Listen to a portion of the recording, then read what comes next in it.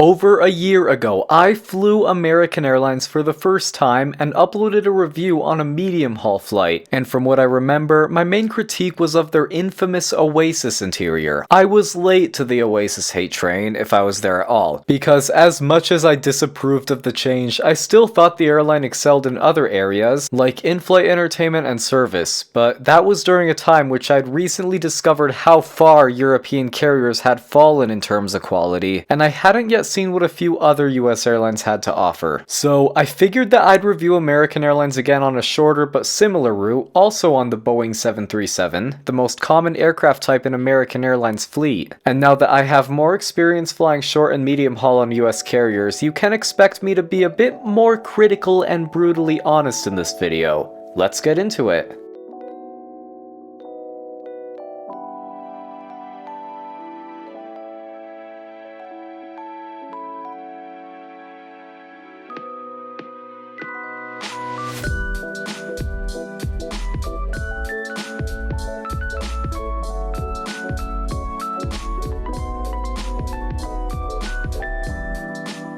C28 is my gate for today. However, I'm currently at the D terminal, which means I'll need to take the Skylink People Mover train thing around a parking lot, then around the E gates with a stop there, and then I'll finally get off at the C gates. All we can do now is just sit back, relax, and enjoy these views.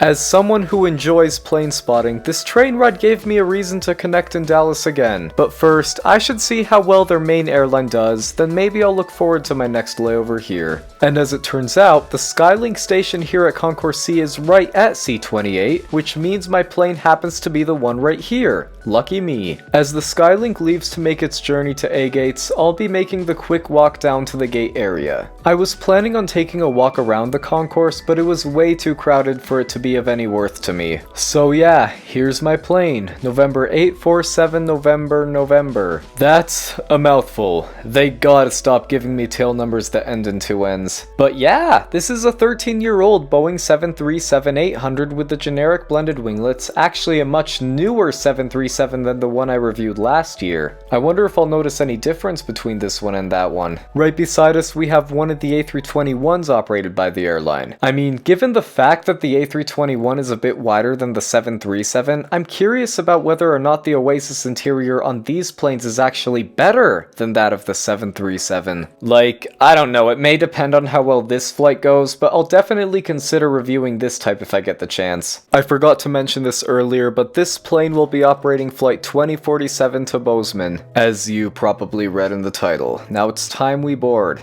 As expected, it's got the Oasis seats, but the first thing I notice is that the plane has a rather odd mix of the space bins with the outdated 737 side panels. Nothing different from my last flight under 737, but that was a 22-year-old plane. This one is 13, so I expected it to have the full sky interior. But then I checked its first flight date, which was toward the end of 2010.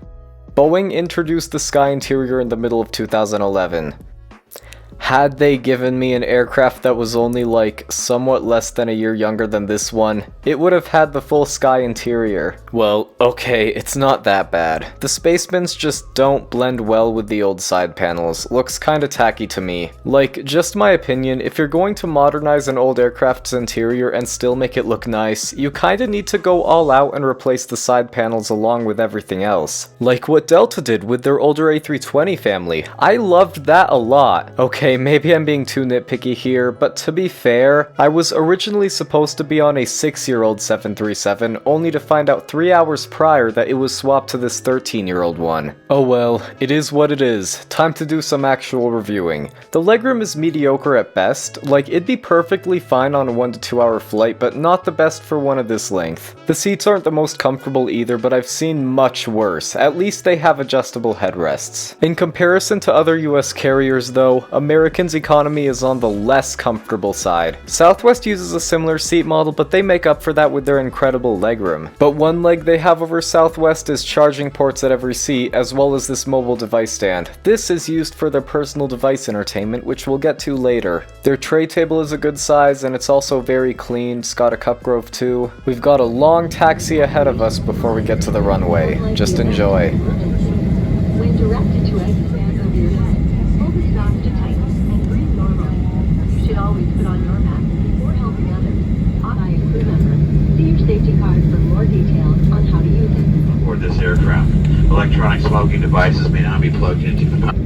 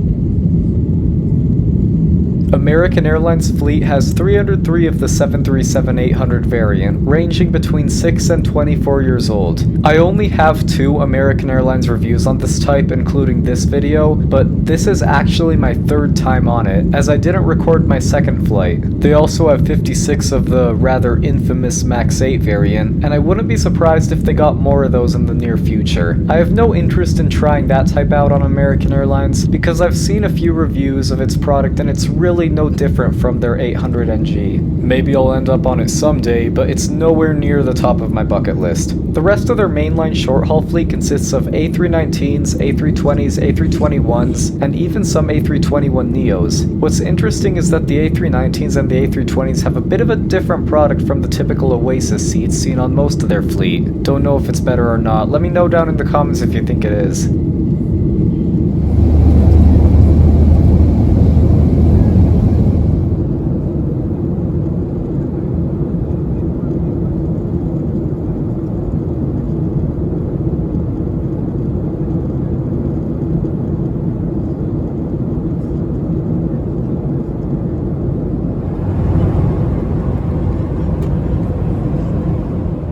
Seat pocket contents include, as expected, a safety card,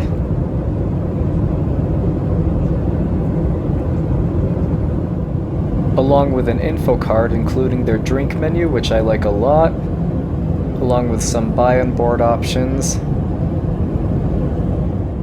and finally a waste bag. One of the good things about American Airlines is their massive selection of in-flight entertainment. Obviously, I disapprove of the Oasis change from seatback screens to personal device, but at the same time, this is an incredible selection of content.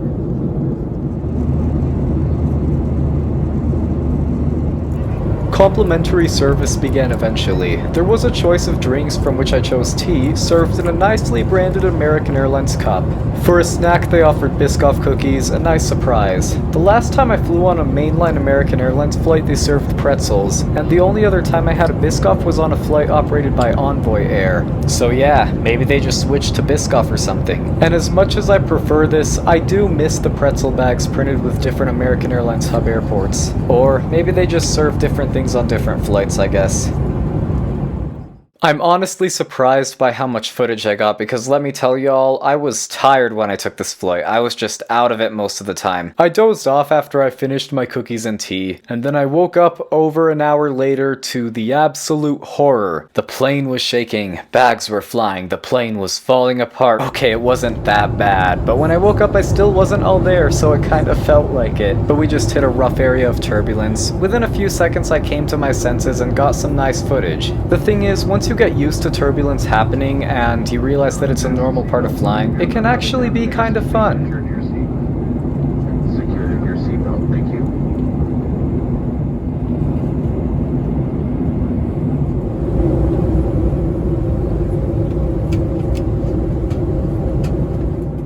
As we begin our descent into the snowy town of Bozeman, Montana, let me address the thing about American Airlines. Clearly, based on what you've seen so far, this has not been a horrible flight, but like I said, the thing that separates this experience from my other 737 flight with American is that this flight was taken after flying with many of its competitors. And because of that, I think I found the problem with American Airlines. Roll credits. While taking this flight, I realized that American Airlines has barely anything over most other US carriers, excluding ultra low-cost ones, of course. Take Delta, for example. They have a snack choice, actual seatback screens on their short and medium-haul aircraft, and much better seats and legroom. And Southwest, known for their friendly baggage policies, their generous legroom, and enormous drink choice. Even United's got something going for them, as they're slowly but surely improving the cabin experience with the next interior project. Also, their cabin crew tends to be a lot more friendly than that of American. Not that I've ever encountered a problem with American Airlines crew, it's just that they're just kinda there, you know. From my experience, United's crew continuously shows that they want to be there. I've not always had that vibe with American Airlines.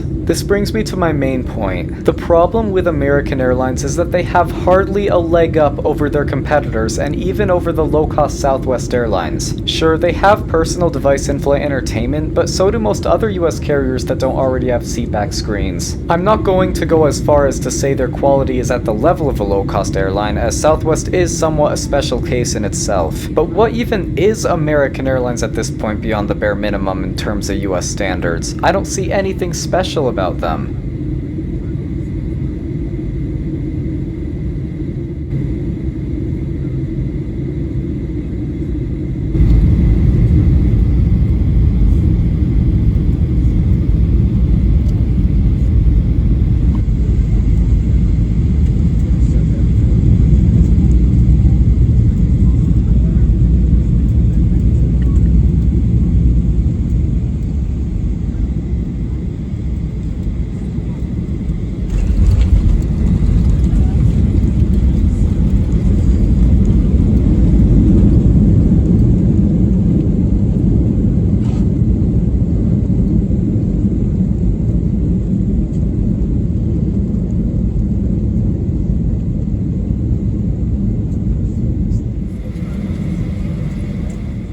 I'll be giving this flight a final score of 7.8 out of 10, scoreboard breakdown will come up in a second. This may come as a surprise, yeah, given how critical I was of them a moment ago, but the truth is, American isn't a bad airline, and this was a decent flight. Like, they have many aspects which are steps up from a few certain European mainline carriers, talking to you, Lufthansa and Iberia. Looking at them through that lens, they got something going for them. Once again, the problem with American Airlines is that I don't really have a reason to choose them over the other airlines that operate within the US, like the ones mentioned earlier. For a while, I thought the same about United. I considered their short and medium haul to be the bare minimum in terms of USA standards, but like I said, they're working to improve that with their interior retrofits. And unless American makes the effort to do something similar, the only reason I'm choosing to go with them from now on is if they happen to be the cheapest deal. And just to be clear, the airlines on this don't fly unless it's the cheapest chart aren't necessarily bad airlines. They just don't have many reasons to choose them over other options. But at the same time, they may be the cheapest deal to book, and in that case, I'd recommend going for them. That sums up my opinion on American Airlines. I don't see any reason to fly with them unless they are cheaper than the choices with other airlines, or if they're your only choice. Airlines like Southwest, Delta, and probably even United are objectively better than this. On a final note, as you can see, we are passing by the ultra-rare Airbus A319neo, probably a private jet version. This is my first sighting of one in person, and I'ma be honest, Bozeman Yellowstone was the last airport where I expected it to be.